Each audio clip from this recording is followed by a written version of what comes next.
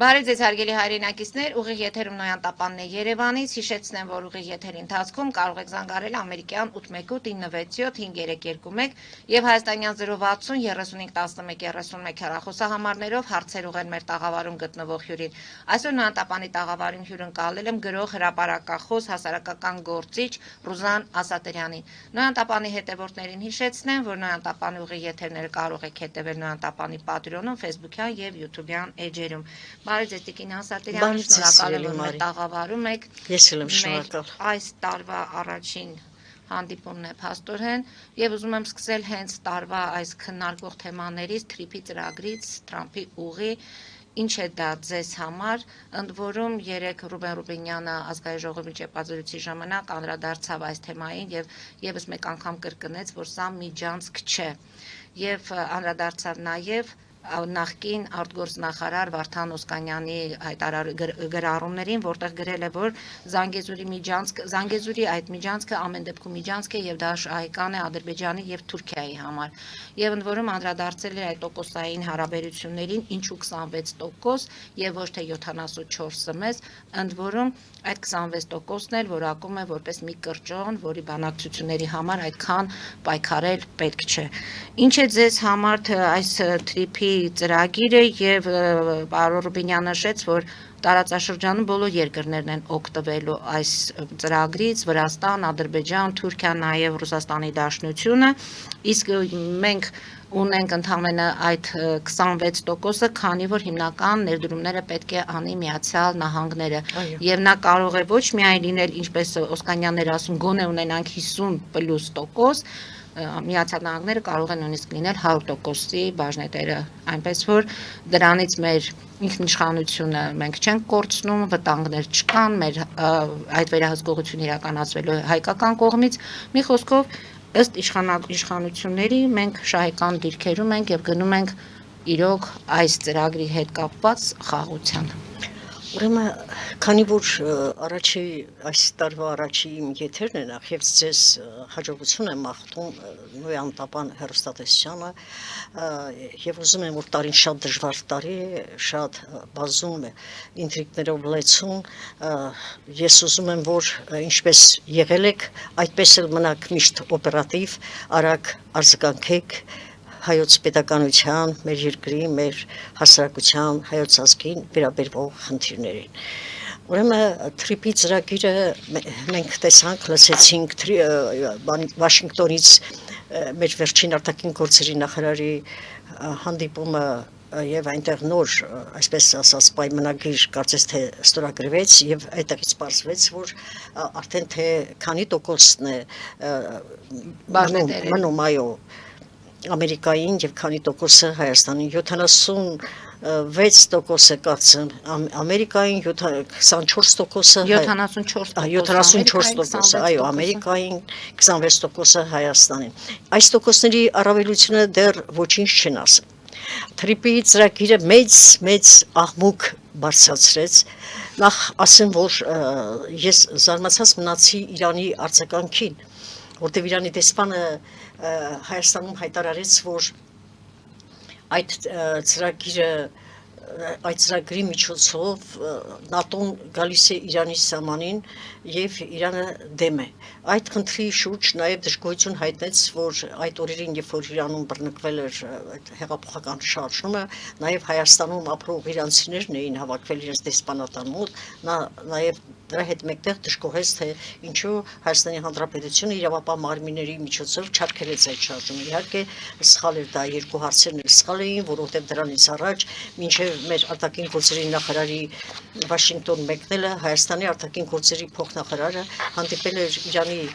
արտաքին գործերի փոխնախարարի հետ եւ այնտեղ քննարկել էին այդ հարցը մանրամասնորեն, նաեւ խնդիրներ դրվել, թե գուցե Իրան իսկապես ինչ-որ խնդիրներ ունի դրա հետ կապված, ասել էին, որ ոչ Իրանին ձեռնտու է, Իրանն էլ կմասնակցի Թրիփի ուրեմն կառուցմանը Նրանք ասում են տնտեսական այս ծրագրերի ներքո կմտնեն, կհասնեն մեր սահմանները եւ հետո արդեն մեր անվտանգության համար կլինեն հիմնականում դրա համար ասում են ՆԱՏՕ-ն կմոտենա մեր սահմաններին։ Սա իր ամբողջ խնդիրը, դե մենք գիտենք, որ Վարչապետն հայտարարեց, որ երկխոսությունները շարունակվում են եւ այնպես պետք է անենք, որ մեր հարևան պետությունների համար էլ այս ամենը լինի անվտանգ եւ հարմարավետ։ Միանշանակ այս թրիպի ծրագիրը ճիշտ ասած, եթե հիշում եք, երևի թե առաջին գրողն է ես, երբ որ Թուրքիայում Ամերիկայի դեսպանը հայտարարեց, որ պետք է կառուցել այս նման մի բան եւ դա կոչել Թրամփի անունով, ես առարկեցի, թե ինչու պետք է օտարները մեր տարածքի մեջ այդպիսի բան ներդրումներ ունենան, որովհետև հայերիս պատմության մեջ մենք չունենք այդպիսի դեպք, երբ որ մենք հող ենք հանձնել, հետո կարողացել ենք վերցնել։ Դա եղավ Ղարսի հետ կապված, հանձնեցինք ոչ մի բան, մինչև այսօր այդպես էլ մնացել է, դա եղավ Արցախի հետ կապված, Նախիջևանի հետ կապված 100 տարով պայմանագիրեր, ինչ պայմանագիր 100 տարով, հողը տվեցիր էլ քո դրա տերը չես։ Հիմա սա է, փաստորեն 60 մետր լայնություն, 42 կիլոմետր երկարությամբ այդ տարածքը դա միայն ճանապարհ չի եւ միջանցք չի, ինչպես որ Ալիևն էր ցանկանում հիմնավորել, որ դա միջանցք է։ Սա սկզբում Ալիևի էլ եւ Թուրքիայի էլ այսպես ասած ցանկության մեջ չէր մտնում, որտեղ նրանք ուզում էին այդ ճանապարհը դարձնել Թուրանի ճանապարհ։ Եվ հետագայում, երբ որ ավելի այս ընդգծվեց, որ դա ոչ թե մեկ պետության համար է, այո, մեկ պետությունը այդ ճանապարհից կօգտվի, բայց սա ամբողջ աշխարհի համար դառնում է մի հսկայական ճանապարհ հետագայում։ Սա ես կասեի հայկական երազանքի նման մի բան է, եթե լինի, որտեղ Հայաստանը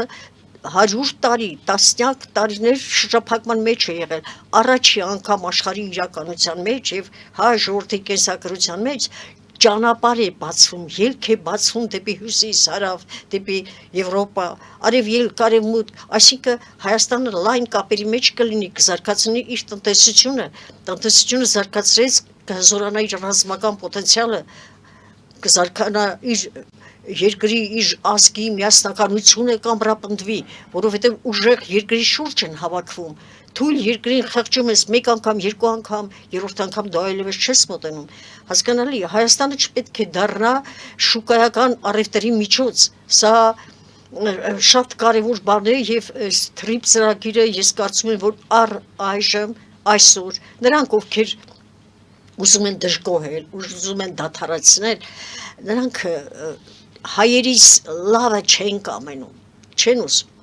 Այս խնդրի շուրջ, եթե այսօր Իրանը պայքարի, Իրանի հետ մեկտեղ Ռուսաստանը, որտեղ Ռուսաստանը մեր երկաթգծերի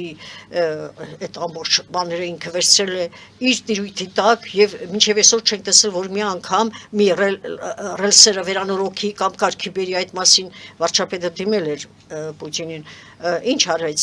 տեղաշարժվել է, անշուշտ չի եղել։ Ռուսաստանը Թուրքիայի հետ կկապվի, Հայաստանը կկապվի Իրանի եւ Ռուսաստանի հետ, այնպես որ Այո, այնպես որ այդ կապը կստեղծի, Հայաստանը այլևս չի մնա այդպիսի վիճակում, որովհետև խնդիրը ինչու՞մ է։ Ինչու եմ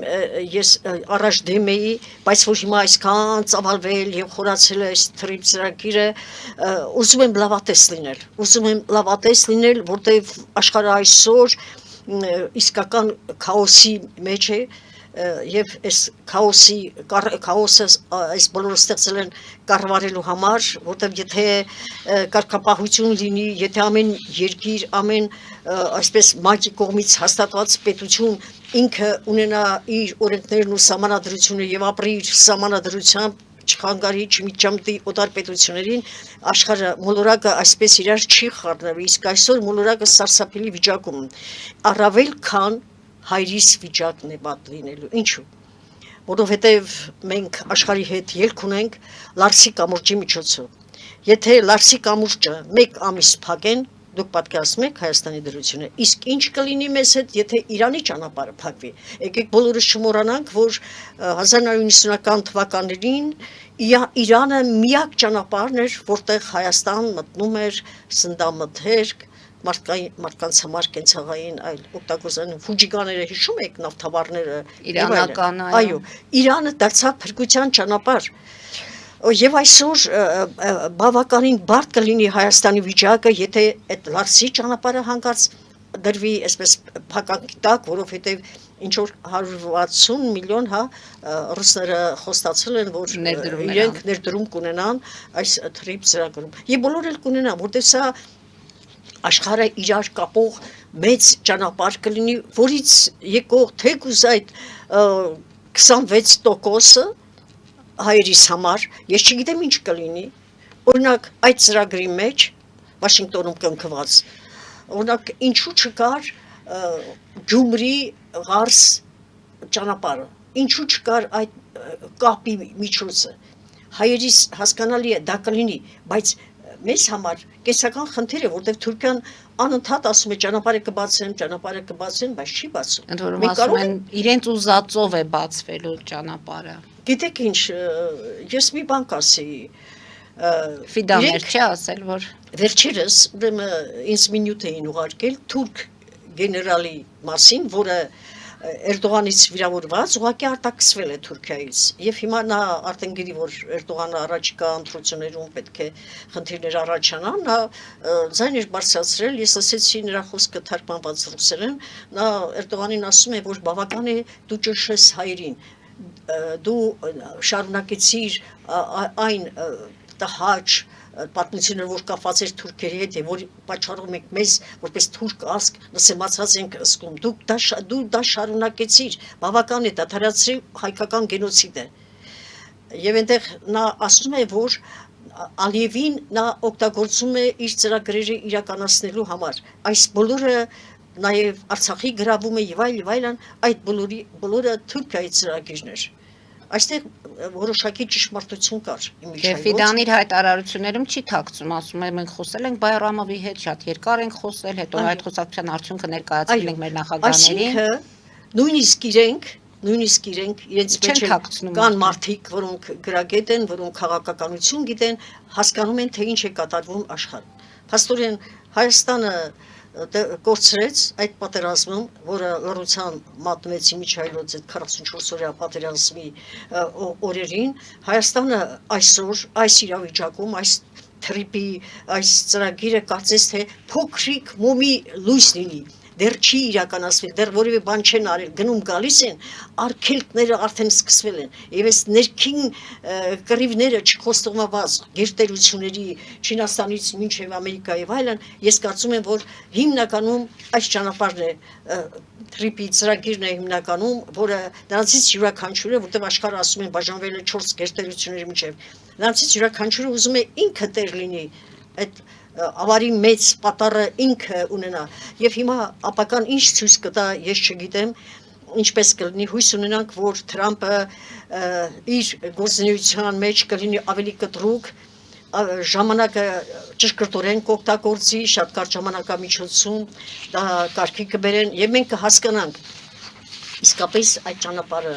Հայաստանի զարգացման համար է Հայաստան պետության նաև հզորացման համար բացի աշխարհից, այն որ աշխարհը կունենա իր դիրքորոշումը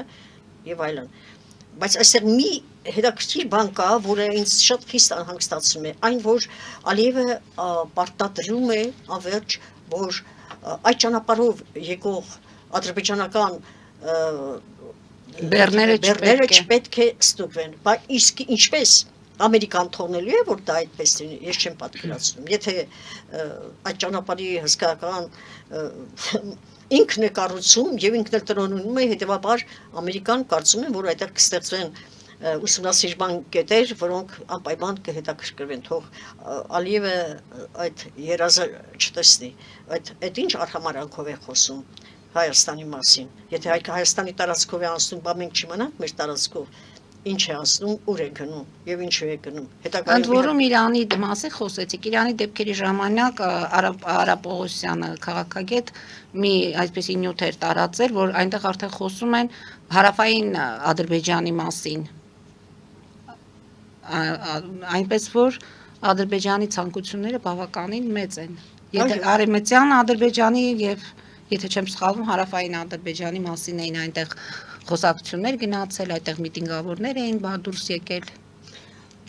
Ալիևը լայն երազանքներ ունի։ Նկատուն է ոչ Շատ միայն մեծ մեր ուղղությամբ է երազանքներ ունի։ աշխատում է նաև Այո, սա Ալիևը չի, սա հզոր Թուրքիա ստեղծելու թուրքական ավելի շուտ Ատաթուրքի ծնագիրն էր, որը անավարտ մնաց, որի հիմքերը Բաքվում ստեղծելուց իրականացվեց, Բաքուն դարձավ այն հիմքը Հայաստանի թիկունքում, որը այ հետագայում մեզ կանգնեցրեց այսպիսի փորձության առաջ եւ մենք կորցրեցինք մեր հայրենիքի բավականին հսկայական մի հատվածը եւ դեռ այդ վերքը չի չորացել, արյուն է ծովում այդ վերքից, հետագան ինչպես կլինի ես չգիտեմ, բայց հույս ունեմ, որ մեր ժողովուրդը այս վերջին տարիներին քաղաքականապես բավականին հասունացել է եւ ես կարծում եմ, որ յուրաքանչյուր գործ յուրաքանչյուր ծրագիր, յուրաքանչյուր պայմանագիր, այնինչ որ կնքվում է օտարների հետ, պետք է հաշվի առնեն իշա Հայաստանի Հանրապետությանը։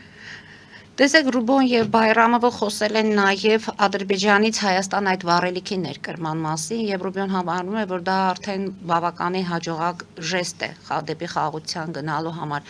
Դուք մտավախություն ունեք, որ եթե Միացյալ Նահանգները վերահսկողությունը այստեղ կորցնի կամ մեծ աջակցությունը,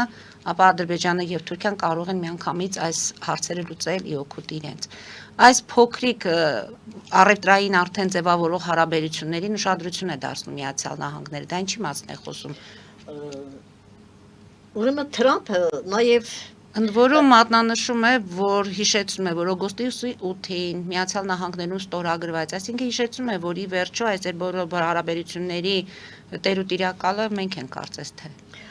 Մենք դա գիտենք, որ Ալիևը համարվում է ագրեսոր։ Ալիևը էսկալացիայի ընդարկեց մի ամբողջ ժողովրդի։ Եվ Թրամփի հետ այդ պայմանագիրը կնքելուց Թրամփը այդքան տեղյակ չէր։ Նա այդ բոլոր առաջարկները արվել է, որպես իսկ Ալիևը դա շատ լավ գիտի։ Վերջապես նա ավարտած մարդ է, արտաքին գործեր հարցերի խնդիրների մեջ հայր այդպիսի աշխատանք եղել, նա շատ լավ գիտի դիվանագիտությունը ինչ է։ Եվ նա մի անգամից նա փոխեց իր դեմքը։ Այդ պայմանագրից հետո նա պետք է արդարացներ իրեն։ Այլապես Սադամ Հուսեյնի օրը կընկներ կամ Վենեսուելայի Մադուրոյի օրը կգցեին իրեն, նա չէր կարող ուրիշ ձև, նա Թրամփին խապել չէր կարող, նա մյուսների հետ կարող էր այլ լեզվով խոսել, ըստ իրենց թուրքական բնավորության, կարող էին շողոքորթել, խաբել, ասել, հասնել իրենց նպատակին, նրանից հետո ինչ ուզում է լինի, այդպես չի կարող անել Թրամփի հետ, Թրամփը կտրուկ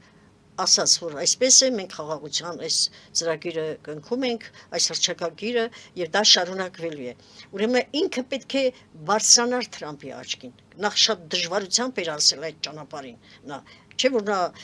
իր ամբողջ տարածքը տվեց Իսրայելին, Իսրայելը լավ օգնեց իրեն Արցախյան պատերազմին հաղթանակ տանելու համար, նաեւ Իսրայելը մի պետություն չէր, որ օգնում էր Ադրբեջանին։ Ադրբեջանը նախապես բոլորի հետ լեզու էր գտել։ Բելարուսիայից սկսած Ռուսաստանով ավարտած բոլորի հետ լեզու էր գտել։ Այս մենք էինք հայերս, որը այդպես միամտաբար մեզ թվում էր, որ ընկեր ու բարեկամ ունենք, գործընկեր ունենք, որը մեզ թեւոթիկուն կլինի։ Չեղավ։ Հիմա չեղավ։ Ինչ որ կա, ունենք դա։ Սա այսօր մեզ պետք է հուշի, որ մենք բարեկամներ ընտրելուց պետք է շատ զգուշ լինենք։ Իսկ ինչ վերաբերվում է Ալիևի այդ գործողությանը, որ նա թույլ տվեց, որ Հայաստան ներխոսի ցորեն եւ բենզին, դե հանդիպման ժամանակ նաեւ մեր գործարարներն էին հանդիպել Ադրբեջանի գործարարների հետ, ինձ թվում է, որ այդ բենզինի պատմությունը երկու պետությունների միջև գործարարական հարաբերություններ ստեղծելու եւ բենզինը գոնե մի քիչ ավելի էժան Հայաստանում վաճառելու խնդիր ունի, չգիտեմ էժանացավ թե ոչ, բայց Ալիևը պետք է ապացուցի, որ ինքը փոխվել է, որ ինքը խաղաղություն է կնքում, չնայած նա ամեն վայրկյան Հայաստանին պահում է խիստ զգուշության տակ։ Անգամ տեսեք, Հնդկաստանում ներքին լարվածություններ է ստեղծում, Պակիստանի հետ այդպես բարեկամություն ունի եւ այլն, այնպես է անում, որ Հնդկաստանում խնդիրներ անընդհատ լինեն եւ Հնդկաստանը զենքով Հայաստանին չկարողանա օգնել։ Դա մեկ։ Դա իր արած գործերն են, անպատճառ։ Երկրորդ խնդիրը, որ նա փաստորեն բացի այն, որ հսկում է Հայաստան մտնող դուրս եկող ուրեմն նաև պայմանավորվածություններից, մինչև բարձրացան ասում են, չէ՞, մերոնք ասենք պետության հետ ուզում են ռազմական դաշինք կնքել, մինչև մերոնք տեղ են հասնում այդ դաշինքը, մինչև դառնում է գիր ու գրականություն, իրականություն է դառնում, Ալիևը այդ պորտֆելներով, այդ բաներով, դոլարներով ինքը անպայման սողոսկում է մտնում այդ տարածքները։ Երբեմն դիվանագիտությունը միշտ այդպես է եղել, առաջ էլ, երբ որ թագավորները գնացել են մեկը մյուսին այցելության, անպայման նրանց տարել են լավ հսկայական նվերներ, տրամադրություն ստեղծելու եւ իրենց նպատակին հասնելու, իրենց պայմանավորվածությունը իրականացնելու։ Մի կարծեք, որ աշխարհը փոխվել է։ Աշխարհը փոխվել է իր ներկա կենցաղով, ապրելակերպով, ամենտեղ պատերազմ սկսեցին եւ աշխարհը այսպես դարձրեցին, իսկապես վերածրեցին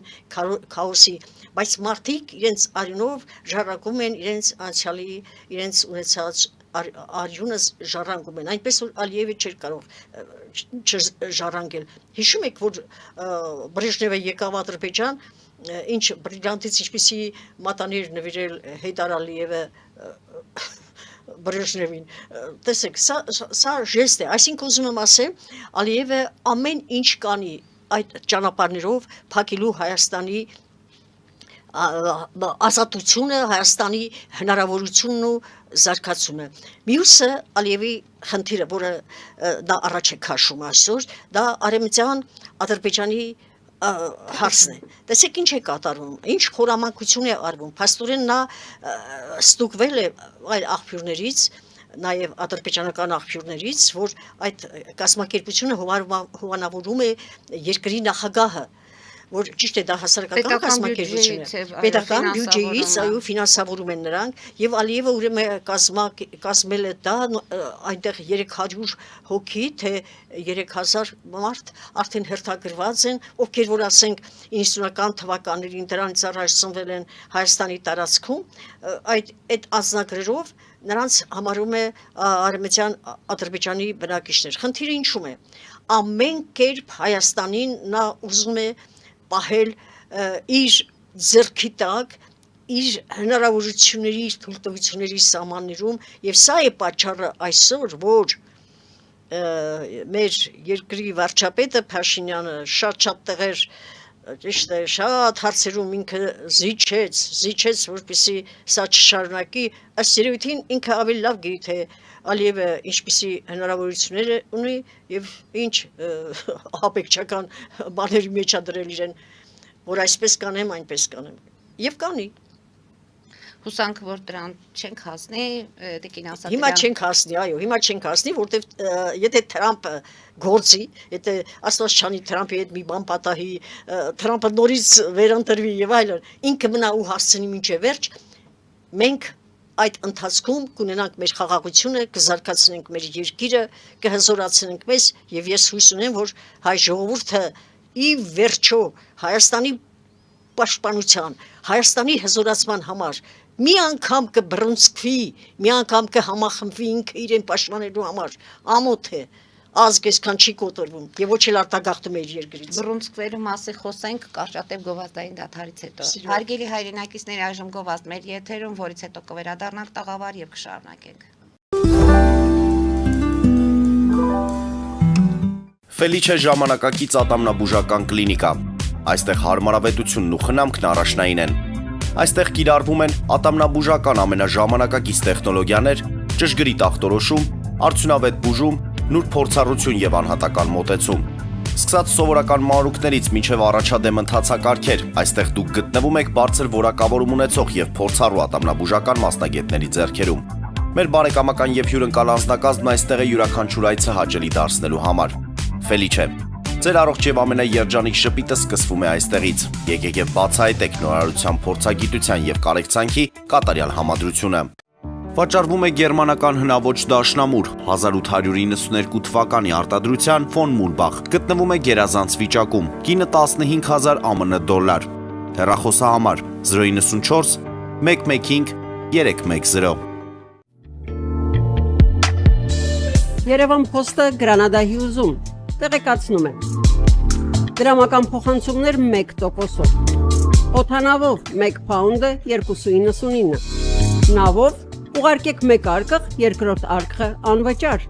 Ավտոմեքենաների փոխադրում անհավատալի արժեքներով։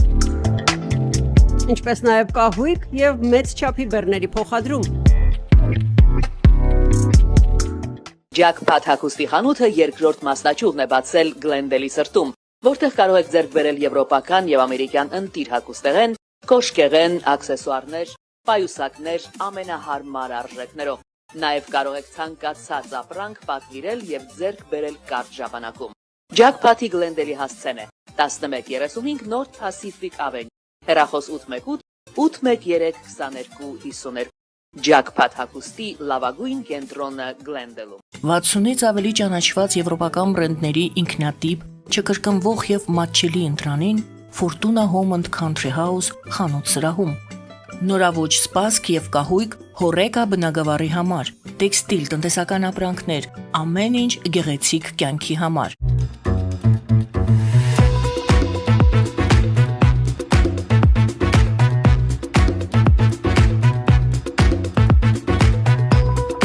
Արարատ ռեստորան, ընտանեկան եւ ընկերական ժամանցի լավագույն հասցե, սիրված արտիստներ, հյուրընկալ մթնոլորտ, հարուստ ճաշացան, անմահական խորտիկներ։ Արարատ ռեստորան, հասցեն անփոփոխ, սիրով սպասում ենք ձեզ։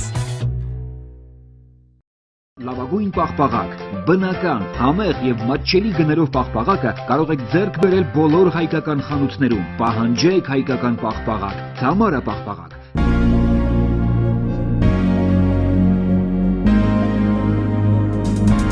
Տպագրեք ձեր գիրքը Նոյան տապան տպագրատանը, ինչպես նաև թերթեր, ամսագրեր, բուկլետներ եւ այլն։ Հասցեն քաղաք Երևան, Իսահակյան 28 առաջին հարկ։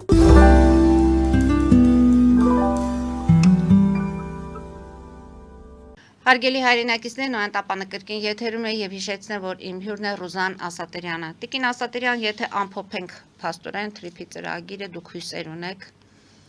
եւ հույսերից մեկը նա է, որ մենք ինքնուրույն չենք կարողանալու այս ամեն ինչ իրականացնել, Միացյալ Նահանգների այդ հովանավորչությունը եւ թիկունքը մենք պետք է զգանք, Հույսը միշտ էլ, սիրելի Մարի, վերջում է մեռնում։ Ես ոչ թե հույս ունեմ, այլ ուզում եմ մտածել, որ դա այդպես կլինի։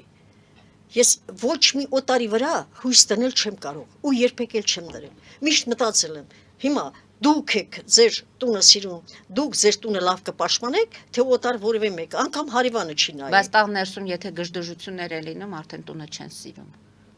Դե պետք է Ճամբրուկները հավաքում են եւ այդ տանից դուրս են գալիս։ Կամ տան մեծը ճիշտ չի կառավարել այդ տունը, կամ իրար չեն հասկանում, կամ գրագետ չեն,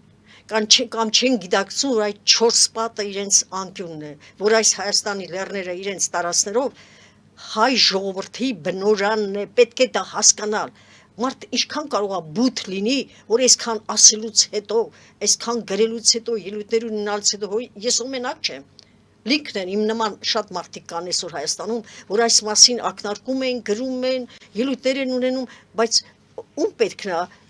թե Հայաստանը ինչ կլինի։ Հայաստանը ինչ ուզում է լինի, մենակ իրենք լավ լինեն, իրենք գնան կղզիներ գնեն, գնան հանգստանան, իրենց փողերը վայելեն, իրենց այդ կերոխումները անեն։ Առաջի հերթին, եթե դու ապրում ես քո հայրենիքում, առաջի հերթին պետք է հզորացնես քո պետությունը պետք է հզոր լինի, հզորացնես քո բանակը, հզորացնես քո տնտեսությունը, առաջի հերթին դա պիտի անես, հետո նոր մտածես քո ընտանիքի մասին։ Եթե բոլորը լավ եղավ, ուրեմն քո ընտանիքը նորմալ կապրի։ Իսկ եթե դու հայրենիք չունեցար, դե գնա Ամերիկաներում, այստեղ այնտեղ գնա ապրի։ Կարոտը ամենադաժան բանն է այս աշխարհում։ Այդ կարոտը մնաց հայ ժողովրդի մեջ, կարոտը մնաց որպես հիվանդություն եւ չի մոռացվի։ Ով հայ ժողովրդին մղեց այդ կարոտին, այդ հայ ժողովրդի մեջ այդ կարոտն է միավորելու, կարոտը, որ ինքը հայրենիք է կորցրել։ Այսրա մասին մենք պետք է այսօր մտածենք։ Տիկին Ասատերյան, այսօր մարդիկ հարմարավետություն են ավելի շատ փնտրում ամենուր, հացի խնդիր են լուծում, անվտանգություն են փնտրում, սա է։ Ձեր ասած այդ հայրենասիրությունը, ոգով հայրենիքը ունենալը։ Իսկ այդ անվտանգությունը ինչպես են փնտրում։ Տանը նստած տեղ անվտանգություն են փնտրում։ Օտար ափերում, Դրա համար ամենահեշտ տարբերակը։ պետությունը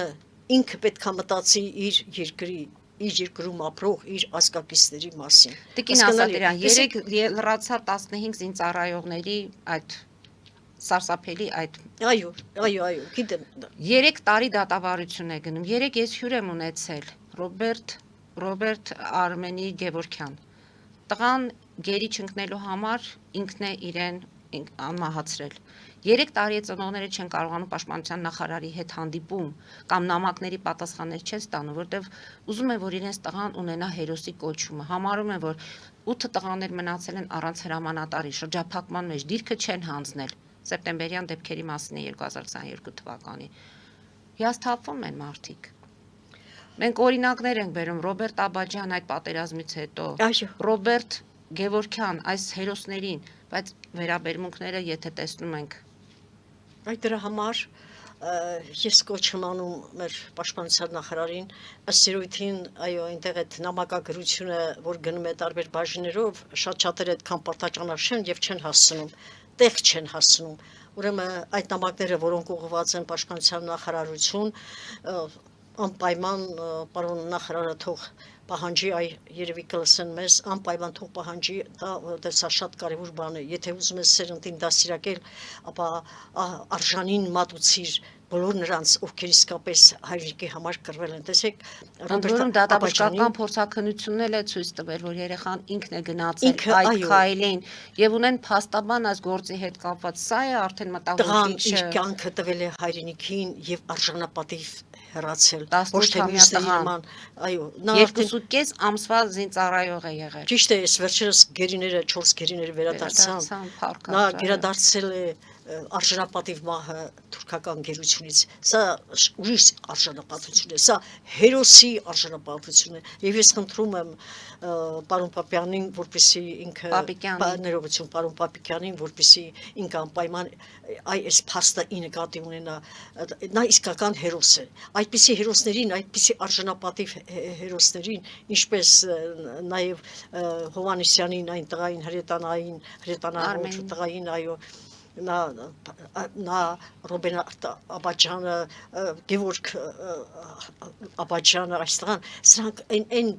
յուրահատուկ տղաներն են, որոնցից գալիք սերունդը օրինակ պետք է վերցնի հայրենիքի պաշտպանության համար, թող պատերազմ չլինի,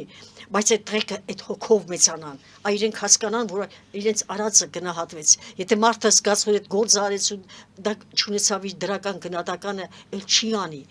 հայրենիք չեն պաշտպանի, հայրենասերների նկատմամբ հատուկ վերաբերմունք պետք է ունենան, այնպես որ հույս ունեմ, որ անպայման Պապիկյանը անպայման ուշադրություն կդարձնի այս նամակին։ Մարդկային եղբայրության մրցանակ կշնորհվի թե Նիկոլ Փաշինյանին, թե եւ Ալիևին։ Սա ինչի մասին է խոսում։ Ուրեմն այսպեսի Հետևարին կլինի մրցանակաբաշխությունը եւ Աբիը։ Սա Աբու Դաբիում։ Ժողովուրդը այսպեսի մի առաջնորդներ, որոնց նախաձեռնությամբ ժողովուրդների միջև երկխոսություն, փոխհմբռնում եւ խաղաղ համակեցության ամրապնդում է իրականացվում։ Ուրեմն ժողովուրդը այսպեսի մի ասացվածք ունի, ասում է, որ քաղաքակրթություններն ինչպես են վերանում, եթե քո ղեկավարը թալանում է երկիրը եւ ինքը հարստանում, իսկ դու նրան հերոսի կոչում ես տալիս, դա նշանակում է, որ քաղաքակրթությունը ավարտվեց։ Ուրեմն այս դեպքում Փաշինյանի հետ կապված ասեմ ձեզ, այն որ այդ հեղափոխությունը, Թավշյա հեղափոխությունը կատարվեց անարյուն եւ ամբողջ աշխարհում տարածվեց, սա փաստ էր, սա աշխարհի համար դարձավ օրինակ։ Օրինակ տեսեք, մեր հարևան երկիրը Իրանը այս հեղափոխությունը եղավ ինչքան զոհեր եղան, 3000-ից ավելի զոհեր, 800 հոգու փաստորեն ուզեցել են կախաղան բարձրացնել, այն որ Թրամփը ասել էր, որ սկզբում 72 ժամանակ եմ տալիս, հետո դարձեց 24 ժամ, հետո ես միտեղ կարդացի, որ ասել էր, որտեվ երբ որ ես իմացա, որ 800 հոգու կախաղան պիտի բարձրացնեին, հրաժարվել են դրանից, հիմա դադարեցնում են, բայց չի դադարացրել։ Այդ մասին գուցե մենք խոսենք, երկու հսկայական լայներ այսօր դեպի Իրանի ուղղությամբ են շարժվում, որոնց մեկ օրվա ծախսը $100 միլիոն է, այնտեղ ռազմական մթերք, մարդկային գործոն, սնդամթեր, զինվորներ, տարբեր բաներ, մի խոսքով այսպիսի հզորությամբ երկու լայներ մոտենում է Իրանին, այսինքն դեռ դա այնպես որ վերացած չի։ Հասնել նման շքանշան Ալիևին ընդհանրապես չի հասնում, բայց այդ տեսեք ասում եք թե ինչպես է որ նա ցորենը եւ բենզինը ուղարկում է իր ճանապարհին, այ հենց սրա համար է հանձնում։ Ալիևի վրա բազմաթիվ սանկցիաներ կան։ Ժամանակը այնպես չէ որ կարող է անցնել։ Հիշում եք ես այնտեղ խոսեցի այդ թուրք գեներալի մասին, որ մեղադրել էր Էրդողանին։ Նա գիտեք Էրդողանին ինչ էր ասել։ Այնպես չլինի որ մի օր էլ մի Սողոմոնյան քեզ բռնացնի, Սողոմոն Թեյլերյան քեզ բռնացնի։ Այսինքն հայ ժողովուրդը չի մոռանա իր հետ կատարված, այնպես որ Ալիևը ամեն ինչ անում է, տեսակ եւ Եվրոդատարանի սանկցիաները եւ մյուսները, ոչ մի բան, այսօր Ալիևը մաքրում է իր հետքերը, որ ինքը էսկալացիա չի արել, որ դա դարձնում է ադրբեջանական տարածք է, որ մենք հայրս եկորներ ենք, եկել ենք այդտեղ ծաղրուցանակ, հայ ժողովուրդը ծնվել չի ծնվել, Արցախում է ապրել։ Հագայի դատարանի առջև կանգնելու փոխարեն նրան մրցանակ են տալիս։ Այո, պետք փոխանակ այնտեղ, այո, դրա համար նա ամեն ինչի գնում է, վաղ թե ուշ, եթե Ալիևը հիմա փորձ անի, մի սխալ քայլ անի Հայաստանի դեմ, ուրեմն հաստատ Մադուրոյի օրն են գցելու։ Ես դա այն գլխից եմ ասել, ես իրեն համատել եմ Սադամ Հուսեյնի հետ, ասել եմ, որ դու Սադամ Հուսեյնի մահով ես գնում։ Այնպես որ ինչքան ուզում է ինքը խաղաղություն կդի չստացվի, այնպես որ ես հիմա խաղաղության process է գնում, ես ինչ որ այսպես մի տեսակ ատելության բան եմ տարածում։ Ոչ, սա Ֆիդան ասում է կառուցողական գործընթաց է եւ եթե Նիկոլ Փաշինյանը չվերընտրվի, այս ամենը փաստորեն կդառնա, որ իզուր էր արված եւ պետք է այնպես անել, որ Նիկոլ Փաշինյանը վերընտրվի, որպեսզի այս սկսված գործընթացը Հակամ Ֆիդանը հայտարարեց, որ իրենք սատար են կանգնելու, իրենք պաշտպանում են առաջիկա ընտրություններում Նիկոլ Փաշինյանի թեկնածությունը։ Հիմա սա ընտրական Բահադր process է։ Ալիսյանյանն ասում է այդպես ուղղակի մի հասկացեք ամեն ինչը, բոլորը կարդացեք, տողատակերով հասկացեք, սա գործընթացներին է վերաբերվում։ Գիտեք ոնց, հիմա նախընտրական process է գնում։ Փաշինյանը համենայն դեպս տարածաշրջանում մեկ բան կա, որը կկապվի Փաշինյանի հետ եւ այսօր եւ վաղը, եթե ինքը չլինի կամ այլ գործի նշանակվի եւ այլն, պատմության մեջ այս խաղաղությունը կդառնա այն առաջընթացը իր գործողությունների, որը նա իրականացրել է։ Հասկանալի։ Խաղաղությունը ինչի հաշվով։ Խաղաղությունը շատ դաժան չափով ինքը մեր ժողովրդին հոգեպես ցնցեց այս խաղաղությունը, բայց այսօր մենք գերադասում ենք այդ այսպես արհեստական խաղաղությունը, որտեղ խաղաղություն չի, Ալիևը զսպված իրեն պահում է, Ալիևը զինվում է մինչև ատամները, եւ մենք չգիտենք թե վաղը մյուս օրը, երբ որ աշխարհը ես ինչի ասեցի կառավարելի քաոս, երբ որ աշխարհը այսպես հունից դուրս գա, Թրամփը չլինի, դուք տեսնում եք Թրամփը ուզում է, չգիտեմ, այդ տարածքները գրավել այնտեղ, Պուտինը դեռ չի ավարտում Ուկրաինայի հետ այս պատերազմը, ասում էին, որ մինչև ամսի 13-ը դադար կլինի, դա շարունակվում է, Իսրայելը չի լռում, մի խոսքով Սիրիան թվում է թե կարգի է գալիս, բայց ինչ որտեղ այնտեղ էլ խմորումները շատ մեծ են եւ այլն, այսինքն աշխարհը այսպես խառնված է, ամբողջ խառնված է իրար։ Իսկ Դուգինը խառնում է հետխորթային պետությունները։ Եվս մեկ անգամ նշելով, որ Մոսկվան չպետք է հանդուրժի անկախ Հայաստանի, Ադրբեջանի։ Դուք ճիշտ մոտեցաք, խնդիրը բարձրացրեցիք, որտեղ Դուգինը համարվում է Կրեմլի խոսնակը։ Դուք հիշում եք, հենց Դուգինի համար իր աղջկան սպանեցին։ Ուրեմն փաստորեն այդ Սոլովյովի պաշտպանած թեզը նա ավելի զարգացրեց։ Այսինքն լավ չպատասխանեցինք Տիկին Ասատրյան, դա է պատճառը։ Ես կարծում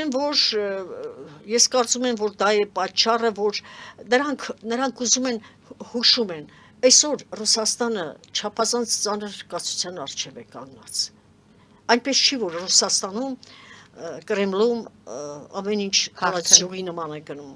Չէ, ամեն տեղ կան կան մարդիկ, որոնք ամենտեղ կան, ինչպես այստեղ Հայաստանում, այնպես էլ Ռուսաստանում, այդ խնդիրը կա։ Շատ հարցեր,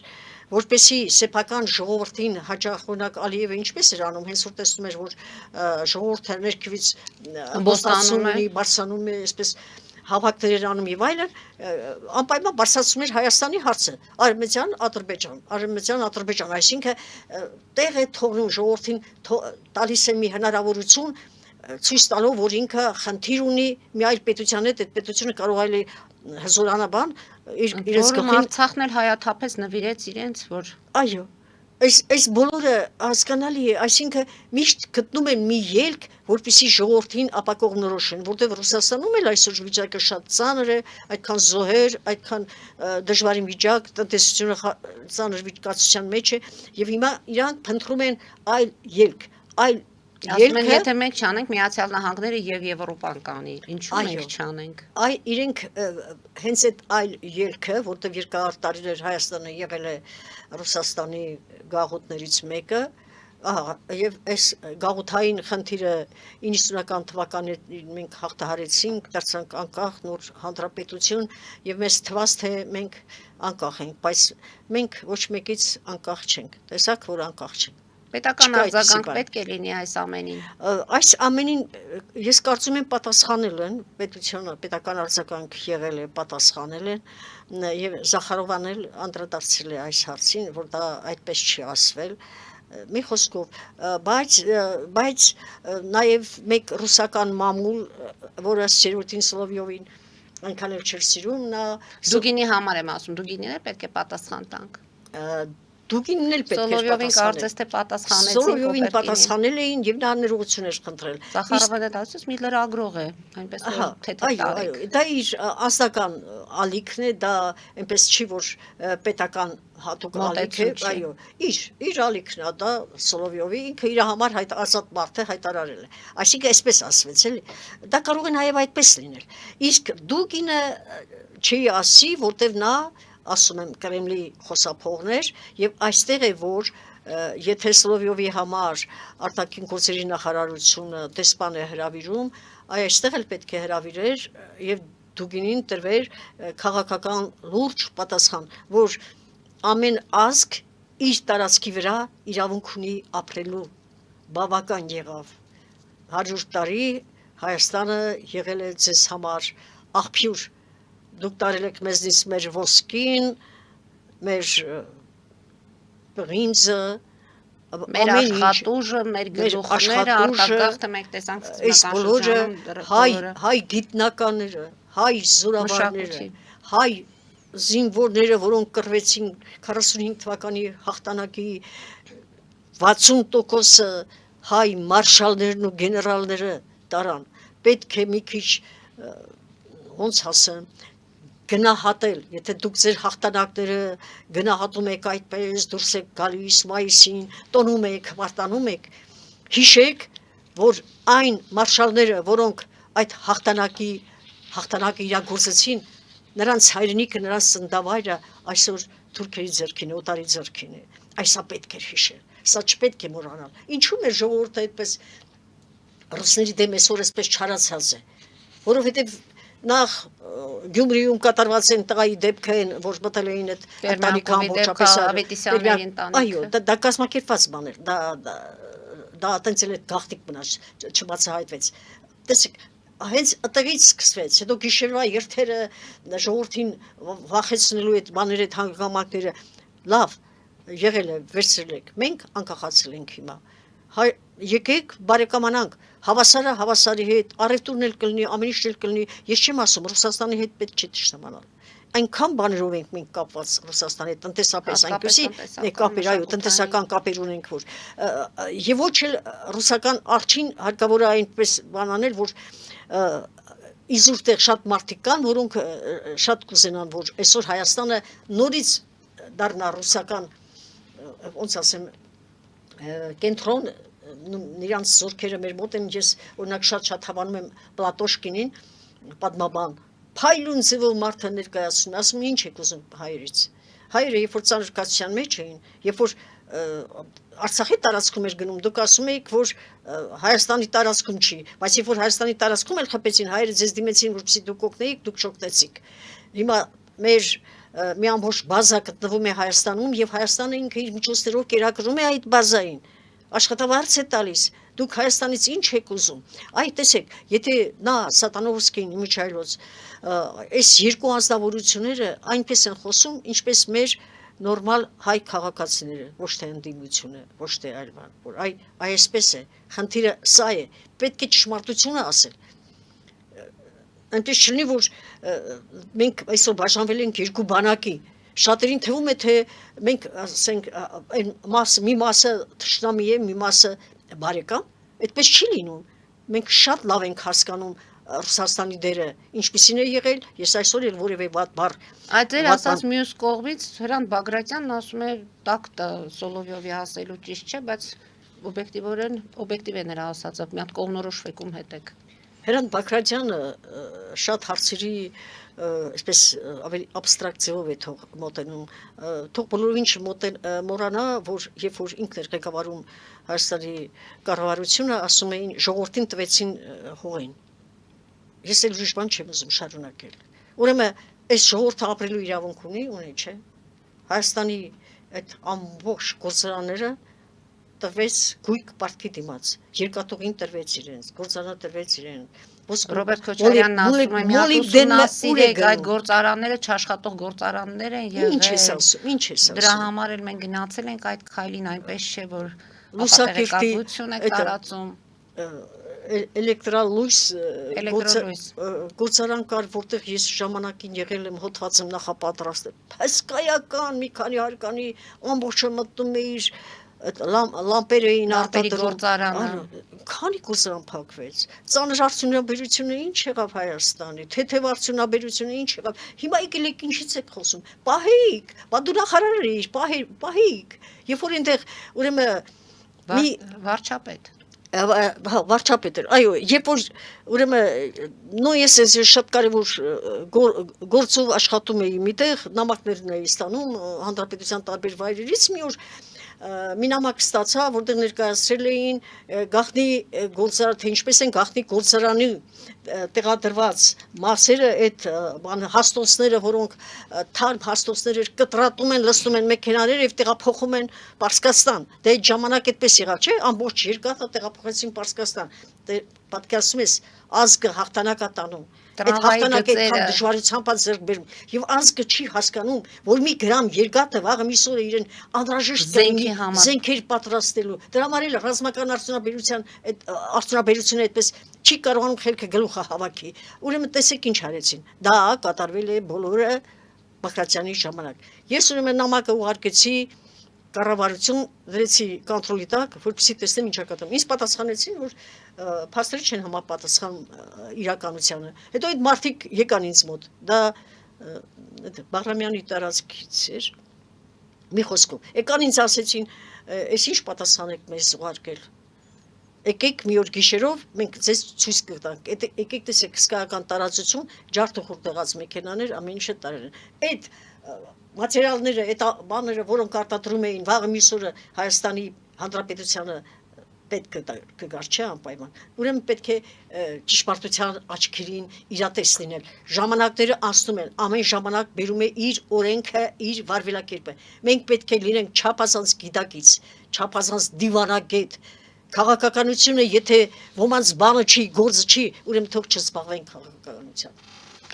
Տիկին Ասատիրյան, 2026 ինչպիսին է լինելու։ Մենք ընդամենը 4 րոպե ժամանակ ունենք։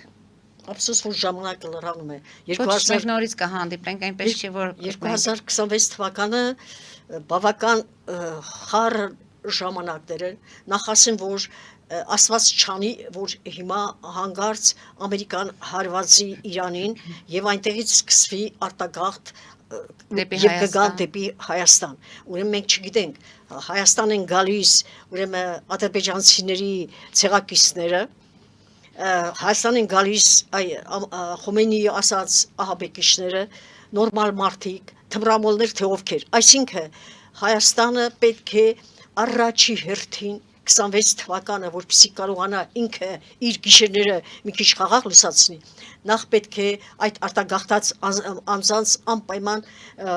ազգային անվտանգությունը, ներքին գործերը շատ ուշադիր ստուգել նրանց ով լինելը, ինչ լինելը եւ հատկացնեն մի տարածք,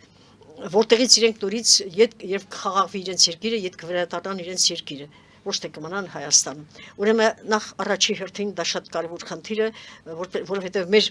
հասարակությունը, որը համարվում էր միատար Հայաստանում եւ դա մեր հպարտությունն էր ու մեր հույսը, այսօր ռուսներ, հնդիկներ, արաբներ, աստված գիտի, Խառամուսություններ, այո, ամուսնություններ, դա բավական է մեզ։ Մեր գենը եկեք մենք ափսոսանք ու պահպանենք, այս մեկ, երկրորդ։ Ուրեմն բազմաթիվ մարդիկ այսօր ոտքի են ելել ապակա ընտրություններին մասնակցելու համար։ Ես որևէ մեկի մասին որևէ բացասական բառ չեմ ուզում ասել, որտեղ բոլորին ճանաչում եմ, գիտեմ, գրեթե բոլորին գիտեմ, թե ով ինչ է ուզում։ Մի հարց կա, որ ուզում են դիմել իրենց բոլորին ամենքին վերենվար Փաշինյանից մինչև այն վերջին տեխնացուն, որը լի ուզում է վարչապետ դառնա։ Ուրեմն այդ ամեն ինչից դուրս առաջի հերթին մտածեք, թե մեր հայրենիքը ինչպիսի վտանգի առաջ է կանգնած եւ օր նշանակեք ձեր համախմբման։ Առաջի հերթին մտածեք Հայաստանի ազատությունը, Հայաստանի փրկությունը, վեր է ամեն տեսակի պաշտոնից, սիրուց, զգացմունքներից, ամեն ինչից, Հայաստանի ազատությունը հայ ժողովրդի այս վերջին բեկորի, որը գտնվում է այսօր, այսպես քայքայված, փշրված, փեշերը աչ ու ձախ, նվիրատվություն արած այս փոքրիկ հողակտորի վրա, եկեք մենք այս հողակտորը պահենք, նրանից հետո բոլորդ էլ պաշտոն կունենաք, բոլորդ էլ լավ կապրեք, սիրելի ժողովուրդ, մենք հայրենիք պիտի պահենք, թանկ է հայրենիքը մեր համար, եռաբլուրը ձեր աչքի առաջ է, այդ տղաների հայացներին չեք դիմանա, եթե բարձրանաք եռաբլուր, նրանք այլևս ձեզ չեն զիջի, եթե մենք Հայաստանը մեր անփույթության պատճառով կորցնենք։ Տիկին Ասատիրյան, կարծում եմ չի հասնի այդ օրը, ամեն դեպքում չի հասնի եւ կաթողիկոսի հրավերով եպիսկոպոսատ ժողովը տեղի կունենա Ավստրիայի Սանկտ Փյոթեն քաղաքում փետրվարի 16-ից 19։ Սա այս որոշման հետ հաշտեք, թե Այնինչ որ պետք է լիներ, արդեն վաղուց պետք է լիներ։ Եթե չի եղել, այս ամենը ցկցկվում է ընտրություններից հետո։ Ընտրություններից հետո բարձ կլինի, թե ինչը ինչպես է։ Ես չեմ արդարացնում, նախ հայ եկեղեցին վարկաբեկվեց, իզուր վարկաբեկեցինք հայ եկեղեցին։ Երկուստեք պետք է այդ մասին մտածեին։ Եվ կաթողիկոսը, եւ այո, նաեւ վարչապետը, երկուստեք պետք է մտածեին հայ եկեղեցին փրկելու համար։ Հիմա շատ խորացել է այս պայքարը, այս ամեն ինչ բարձ կլինի ընտրություններից հետո։ հետևենք զարգացումներին, Տիկին Ասատիրյան, հարկ լինելու դեպքում միշտ պատրաստ ենք ձեզ հետ Ողջամտություն հայոց ազգին։ Տաղավարում հանդիպելու եւ լսել ձեր խորհուրդները եւ ձեզ հետ զրուցել։ Այսօր այսքանով ավարտենք։ Հարգելի հայրենակիցներ, այսօր այսքանով ավարտում ենք։ Հետևեք զարգացումներին, մնացեք խաղաղությամբ։